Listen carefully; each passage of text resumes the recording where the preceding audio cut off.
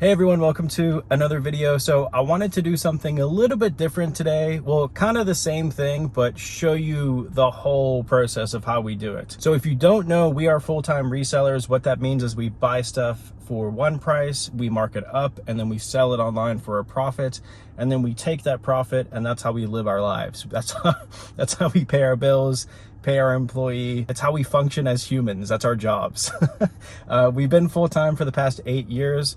And one of the ways that we find stuff to resell is we go to thrift stores like Goodwill, for example. And obviously we have a ton of videos about us going to thrift stores and finding stuff and showing you know, how we find stuff and sell it. And there's a lot of those videos out on YouTube as well. But there's not that many that I've seen anyway that show every single like little step and walk you through how exactly to do this, because you know, especially for people that are just starting out, or even for seasoned resellers, sometimes we forget these little steps. So that's what I want to do today. I actually just pulled up to a Goodwill retail store, and the plan is to go into the store, try to find something that I think we can sell online for more money than what Goodwill's selling the item for. And I'll try to sell that item on eBay, because that's a place that everybody can go and list stuff and sell stuff. So the steps that I want to show in today's video, number one is finding a thrift store, which Goodwills are the easiest, I think, to find. They're all over the country. All you have to do is go to Google and type in, or Google Maps and type in Goodwill retail store, and there should be one close to you. So step one is finding a thrift store. Step two is finding an item to resell and looking it up to see if it is a good item to resell, like what are the sold comps on eBay, which I'll show you how to do that. Step three will be prepping the item, taking pictures and getting it ready to list. Step four will be listing the item on eBay. Step five will be selling the item on eBay. Step six will be shipping the item out.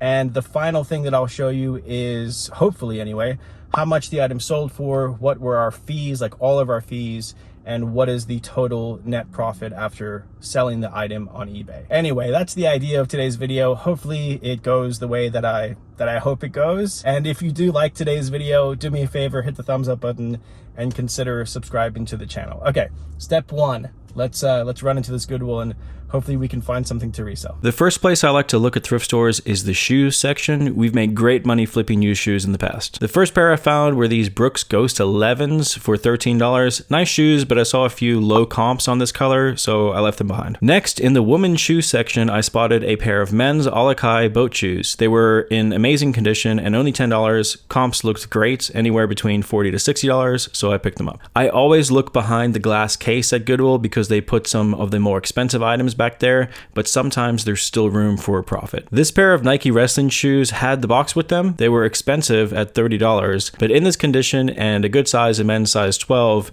I still decided to buy them. The last item I found was this woman's down puffer jacket. The brand is the North Face and the model is Summit Series 800 Pro. It did have a couple dingy marks on it, but no holes or anything, and a good color. For a purchase price of $8. The comps look to be in the $50 to $70 range. I think I'm pretty happy with these purchases. I like the Alakais. It's a great brand, and these are in just really, really good condition. Condition is everything when it comes to shoes. We've noticed that, and these are in almost unworn condition. The Nike shoes, I like that they have the box. They should photograph really well. They are a good size, and we've done really, really well with wrestling shoes in the past, and the condition's not bad. There's a couple little scuffs which we can clean off, but I think once we get them nice and clean and stage them, that we should get good money for those too. And then, like I said, I took a shot on the North Face just because it is a very expensive one. It is that 800 Pro series, so I don't know, there's marks on it. The zippers work fine. It's a really cool color.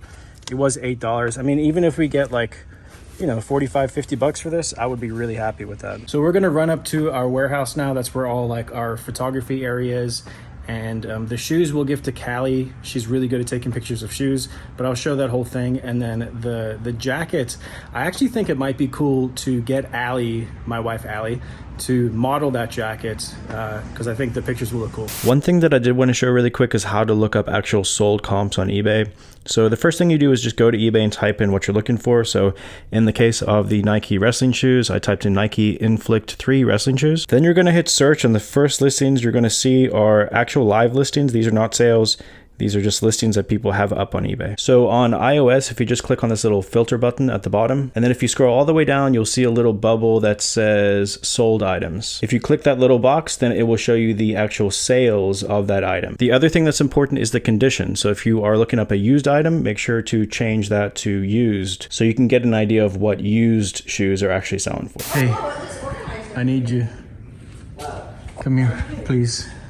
I need you to... I got at Goodwill today. Oh. I got this pair of shoes. Oh. Can you list those, please? Yeah. And then I got this pair of shoes. Oh. Can you list those, please? Is this oh. Are those wrestling shoes? You know what people are going to buy them for? Their wrestling. Ken outfit. Because he wears like the wrestling-ish style shoes. They're gonna buy them to wrestle in. No, they're going to buy them to be No, Ken. Allie, no. Are they Knuff? And then I got this. I thought, could you model this? I can model. Could I take a picture of you wearing that? Yeah. So Alright. Callie lists those, and then Allie, I'm gonna take pictures of you in that for you to model. Oh, look at Mochi. She's helping too. It's pretty nice. The North Face. Ooh. Blue. The North Face. Yeah, I don't think that one would fit me. Oh, whoa. Where's the band thingy? There it is. What's wrong, babe? You been snacking a little bit? No, I'm just kidding. Oh, people are gonna hate me for saying that. Oh, no, it fits. It's Don't just that shame it's your tight, and I didn't want to pull at the zipper because this thing. Right. Oh, you can tighten it from the back. There's a way I can Usually it's feel the inside thing there. inside. In the pocket, maybe? Oh, there it goes. Oh, that's nice. In the pocket? Whoa, there's a button in the pocket. There you go. See? It has yeah. give. It was just someone made it really tight, and it made me worry that it would pull at the zipper. You wanna keep it? Damn. I don't need it, but wow, that's the got- nicest.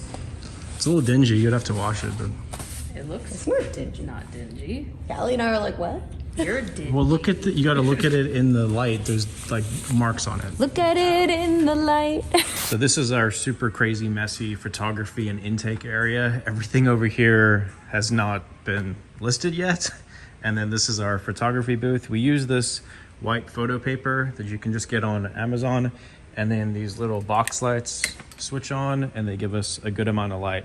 If we have stuff that we need to hang up, can go over there, and again, same photo paper. And then once the pictures are taken, it goes into an inventory system, shoes, bins, everything over here. Okay, so Callie took some great pictures of the shoes and we have the listings created on eBay. So let me show you how we list items like shoes on eBay. Starting with the pictures, we try to take 6 to 8 high quality clear pictures, preferably on a white background if possible. eBay does have a background removal tool as well. So if you don't have a white background, you can just take it on like a neutral background, and then the background removal tool can help you eliminate some of those the background flaws. And again, you don't have to use a white background. That's just like what eBay has recommended to get the best results in search. We take pictures of all sides and angles of the shoes, including the model number, and then we also make sure to take pictures of any flaws. So like on the wrestling shoes, they have that little brown mark. We probably could have spent time to clean that out and get it off, but for the sake of this video, we just wanted to get the shoes up quickly. We also decided to list the shoes just by themselves and not include the box. So even though the shoes did have the box with them,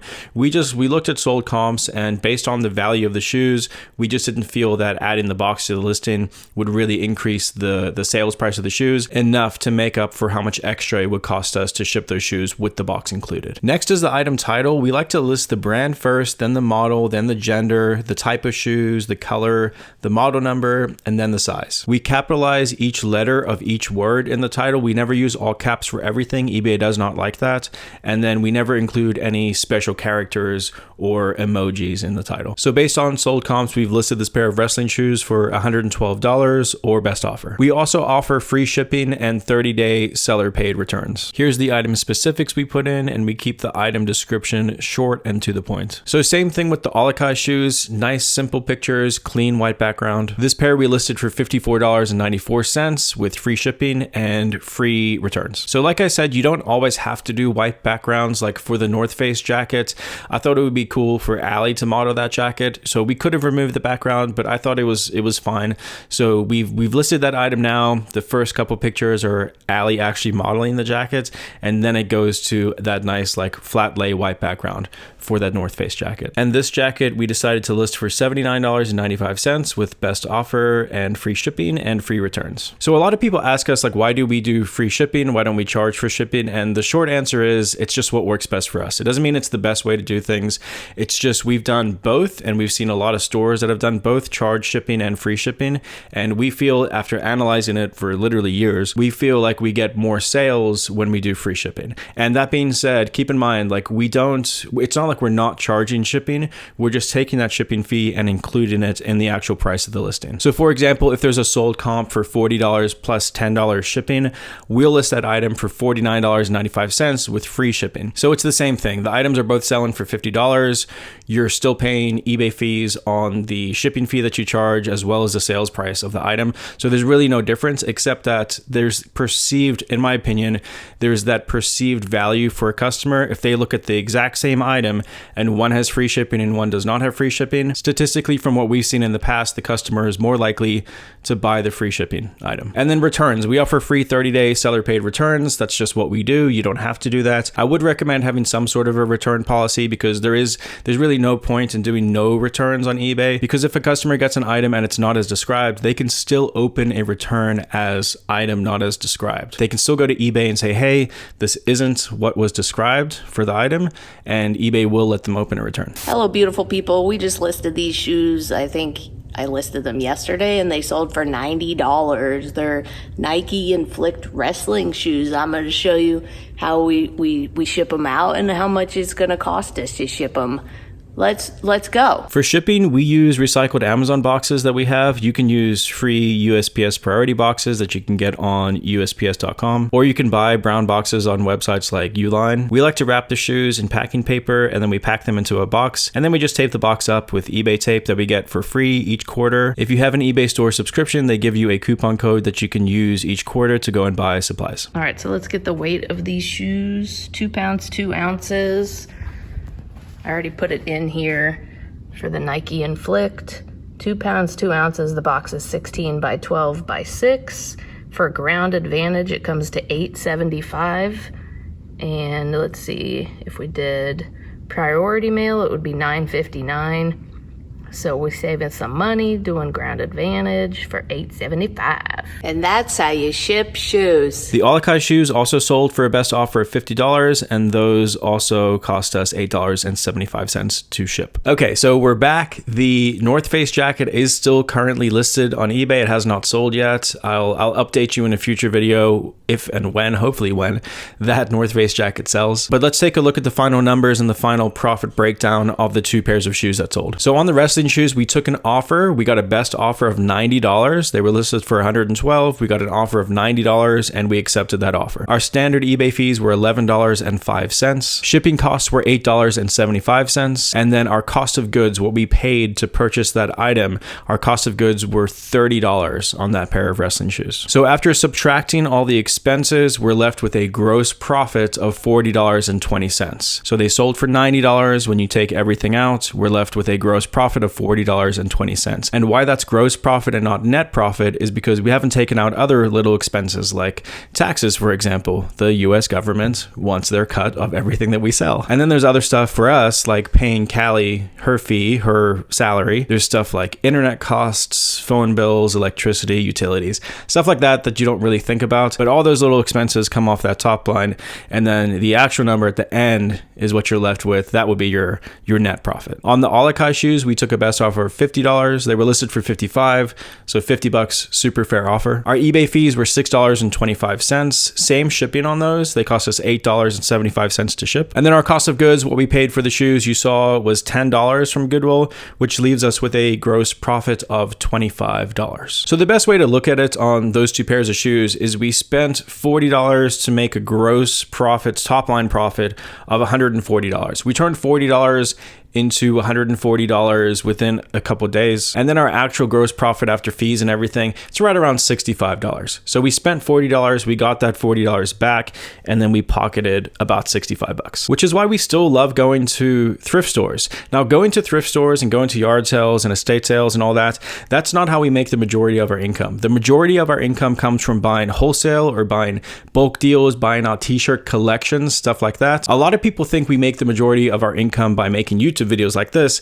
and that's not true at all. Only about 10%, 5 to 10% actually, of our income comes from YouTube, from ad revenue. We are resellers. We go out and we find stuff, or we buy large collections, we do live auctions and whatnot shows, we sell on eBay. We make the majority of our personal income from flipping stuff online. We've also been doing this full time for almost 8 years, and that's why I feel like it's okay for us to give advice like this to you and show the full breakdown of everything that we're doing. And all that to say, like, whether you are flipping stuff as a little side income or whether you're trying to do it full time as full-time income, it doesn't matter. Each is totally fine. It's fine to do this on the side. It's cool if you want to go full time, but being a full-time reseller is not for most people. So just keep that in mind when you see other YouTube videos or other resellers saying, hey, look, I made $1 million, but you're not really seeing their actual true profit margin, and you're not really seeing, you know, how much money they're making from putting on a video about stuff like that and making ad revenue. Again, not that there's anything wrong with that at all. Some people are YouTubers. We're both. We make money from YouTube, and we are majority of what we do is reselling. Anyway, I hope you enjoyed today's video. If you haven't yet, please hit the thumbs up button and consider subscribing to the channel, because we put out videos like this all the time. And then also don't forget that within the next couple months, we're going to be opening up our mentoring group again. That's just it's a group of like-minded resellers where we all kind of help each other grow and reach our next potential. So if you're interested in joining that group, just go to ralliroots.com, put in your email address, and you'll get on the wait list. Thanks again for watching, everyone. I hope that this video was helpful, and we'll see you on the next one. Bye.